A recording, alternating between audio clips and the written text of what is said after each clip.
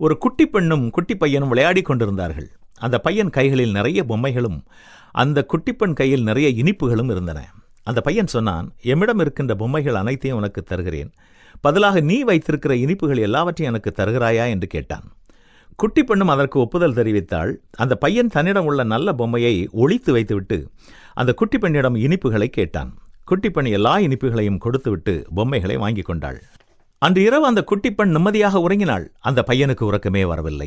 அவள் எல்லா இனிப்புகளையும் நம்மிடம் கொடுத்திருப்பாளா, இல்லை நாம் ஒளித்து வைத்தது போல் அவளும் ஏமாற்றியிருப்பாளா என்று நினைத்து கொண்டே உறக்கமில்லாமல் அவதியுற்றான். சந்தேகம் ஒருவர் மனதை பற்றி கொண்டால் அது மன நோயாக மாறிவிடுகிறது. உடலில் ஏற்படும் நோயை குணப்படுத்த மருந்துகள் உண்டு.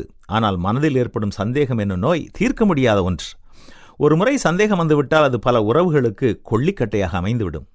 நீங்கள் 100 விழுக்காடு அடுத்தவர் மேல் நம்பிக்கை வைக்கவில்லை என்றால் அடுத்தவர் உங்களிடம் காட்டும் அன்பின் மீது எப்போதும் சந்தேகம் இருந்து கொண்டேதான் இருக்கும். அன்பு அயோக்கியமானதை செய்யாது. மனுஷன் எதை விதைக்கிறானோ அதையே அறுப்பான்.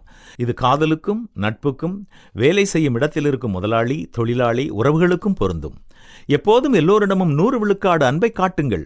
சந்தேகம் ஒன்று வந்துவிட்டால் நிம்மதி போய்விடும். சந்தேகம் இருக்கும் இடத்தில் நிம்மதி இருக்காது. யாரையும் ஏமாற்றாமல் யார் மேலும் சந்தேகப்படாமலும் உண்மையுள்ளவர்களாக அன்புள்ளவர்களாக வாழ நாம் தீர்மானம் எடுப்போமா?